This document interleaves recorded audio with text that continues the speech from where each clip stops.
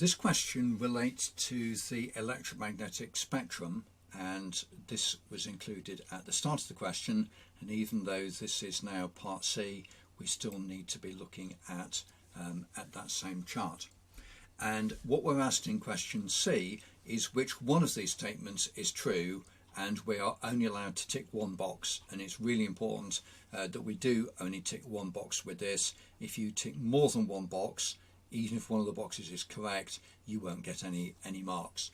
So what we're saying then is that one of these statements is true, and therefore three of them are not true. So let's have a look then. So the first statement says the waves at the left-hand end of the diagram have the highest frequency.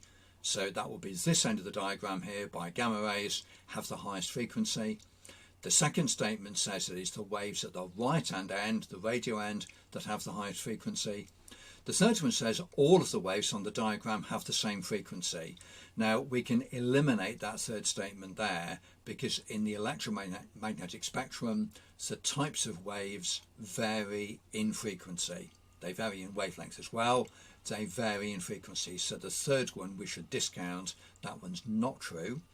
The fourth one says none of the waves in the diagram have a frequency that can be measured, and again that isn't true either. They all have a frequency, and the frequency of all of those waves can be measured, so we can ignore the third one and the fourth one. So we're now left with the first two statements here, so it's now a case of whether this is the high frequency end or that's the high frequency end. And in fact what's happening is that the left-hand end gamma rays, that's high frequency and incidentally short wavelength. This end here is low frequency and long wavelength. So the high frequency waves are at the left-hand end, so in that case what we should do is to check that box there.